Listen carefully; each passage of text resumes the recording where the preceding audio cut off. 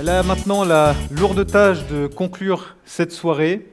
Vous le verrez, son ambition présidentielle est réelle, circonscrite, mais très concrète. Ça commence par un petit tour en voiture, je ne vous en dis pas plus, et j'accueille Cécile Maisonneuve.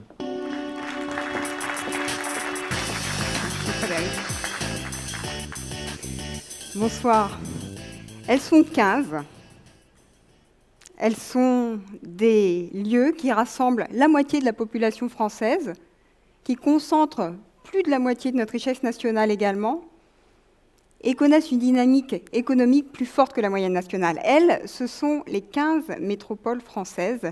Elles, ce sont des centres de création et de diffusion de la richesse, parce qu'elles concentrent à la fois des infrastructures performantes, des entreprises innovantes et des plateformes de recherche et d'enseignement de haut niveau.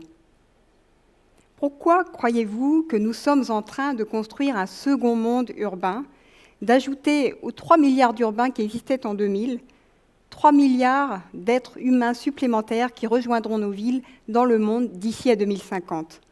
Parce que les métropoles, les grandes villes attirent les talents.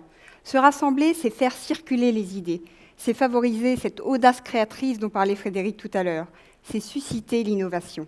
Ça tombe bien, parce que ces métropoles vont aussi concentrer les grands défis de notre siècle.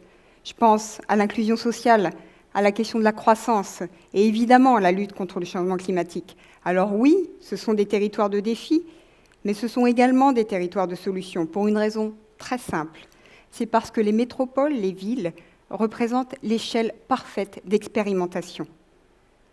Créer, tester, échouer, réessayer, réussir, développer, essaimer, c'est ça la dynamique de l'innovation et de la croissance dans les métropoles. Alors c'est pourquoi, si j'étais présidente, je ne serais pas présidente de la République, je serais présidente d'une métropole. Et le premier domaine dans lequel je mettrai en œuvre ce couple innovation-expérimentation, c'est celui du véhicule autonome. Pourquoi ? Le véhicule autonome, c'est la chronique d'une révolution annoncée. Bien sûr, une révolution de la mobilité, mais bien au-delà, une révolution urbaine. Alors entendons-nous bien, il ne s'agit pas de remplacer nos véhicules actuels par leur version autonome, surtout pas. Ça ne résoudra rien au fait que nous passons plus d'une semaine par an coincés dans des embouteillages. Ça ne résoudra rien non plus à cette inefficacité d'un modèle économique qui laisse immobile 95% du temps un objet qui a été conçu pour rouler. Non. La vraie révolution qui doit accompagner cette innovation technologique qu'est le véhicule autonome, c'est une révolution des usages. Et cette révolution-là, c'est aux métropoles de la mener. Imaginez, vous, présidente d'une métropole, vous décidez de mettre en place un grand service public de la mobilité avec des flottes de véhicules autonomes. Elles sont composées de petits véhicules, 6 à 8 personnes maximum, qui transportent les habitants du territoire de point à point. On réserve sa place dans ce véhicule comme on réserve sa place dans un bus, un avion ou un train. Vous avez résolu la question des embouteillages. Parce que quel est l'intérêt d'utiliser son véhicule individuel avec un service qui vous transporte de votre domicile à l'adresse exacte où vous voulez vous rendre ? D'après les universités du Texas, du MIT, ce serait jusqu'à 90% de ce qui roule actuellement en ville qui pourrait disparaître. Ça veut dire que c'est un service rapide. On calcule que c'est en moyenne 36 secondes entre le moment où vous commandez votre véhicule et où celui-ci se présente à la porte de chez vous. Et les trajets ne sont pas allongés parce que grâce à du big data, eh bien, l'ensemble des trajets sera optimisé. Et en plus, c'est un service qui devrait être moins cher parce qu'on inverse le paradigme actuel. Enfin, les véhicules feront ce pourquoi ils ont été conçus, rouler en permanence même, sauf période de maintenance. Alors, cette ville fluide que dessine le véhicule autonome, c'est la promesse d'une révolution urbaine. Et c'est là qu'on a affaire à une révolution très profonde avec le véhicule autonome. Vous le comprenez bien, tous ces espaces qui vont être libérés par cette réduction du nombre de voitures en ville, les places de stationnement, les parkings, mais même la voirie, parce qu'avec le véhicule autonome, il n'y a plus besoin de marge de sécurité. Et ça, on y est déjà. Londres réfléchit à construire le premier tunnel au gabarit du véhicule autonome, c'est-à-dire plus étroit, donc moins cher. Eh bien, tout ce foncier que vous allez libérer dans nos villes très denses, qui en manquent, Ce foncier, vous allez pouvoir le transformer en espace public, ces incarnations du vivre ensemble.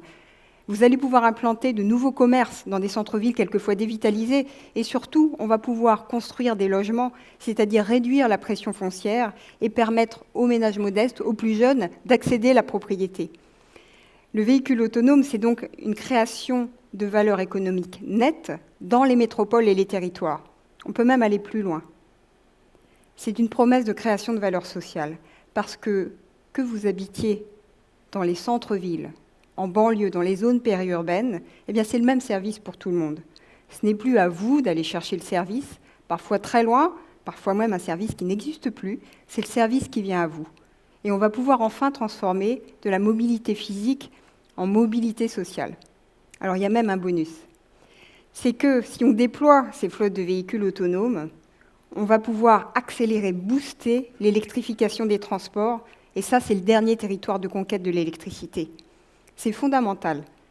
L'Agence internationale de l'énergie nous dit qu'à politique constante, en 2040, notre mix énergétique dans le monde, ce sera encore 74% d'énergie fossile. C'est juste 8 petits points de moins que ce qu'on a aujourd'hui. Alors vous me direz, cette révolution, c'est pour dans longtemps, 25, 30 ans. Non, c'est pour demain. Regardez ce qui se passe à Pittsburgh, une ville qui, depuis des années, investit avec une grosse université 12 fois plus que la moyenne nationale américaine dans l'intelligence artificielle. Regardez le partenariat qu'ils ont passé avec Uber, et là-bas, vous avez des vrais taxis autonomes qui circulent avec des vrais gens sur de vraies routes. Alors moi, en tant que présidente d'une métropole, j'ai aucune intention de donner les clés de ma ville à quelques plateformes américaines que ce soit, aussi performantes soient-elles, ni de leur donner le monopole des données de mobilité de mes concitoyens. J'en ai d'autant moins envie que je vis dans un pays qui compte des entreprises de rang mondial en matière de gestion d'infrastructures de mobilité, d'aménagement urbain et de la voirie, des services publics qui s'exportent à l'étranger, des ingénieurs hors pair en matière d'algorithmique ou d'intelligence artificielle, et puis surtout des métropoles attractives où il fait bon vivre. Alors si j'étais présidente d'une métropole, moi je vous dirais à vous, Monsieur le Président de la République, que ce qu'on attend de vous, nous les métropoles innovantes du XXIe siècle, c'est que vous convainquiez vos partenaires européens de créer un grand fonds d'investissement de l'innovation métropolitaine. Je vous dirais également qu'il est sans doute temps que les métropoles disposent de ressources propres pour mener à bien l'ensemble de leurs compétences, et ce, à pression fiscale identique, voire moindre. Je vous demanderai également d'être celui qui construit le cadre juridique qui permettra le déploiement non seulement à grande échelle, mais rapide du véhicule autonome dans nos villes. Je vous suggérerai enfin d'étendre à l'ensemble des métropoles françaises le statut avant-gardiste, pionnier, qui est aujourd'hui celui de la métropole de Lyon. Et forte de toutes ces avancées, eh bien, je travaillerai avec vous, les entreprises, avec vous, les start-upers, les innovateurs, avec les designers, les urbanistes, les data scientists, et surtout avec vous, les citadins, pour que la métropole qui donne le là en matière de véhicules autonomes, elle ne soit pas quelque part là-bas dans la Rust Belt américaine, mais ici, en France. Merci. Merci Cécile.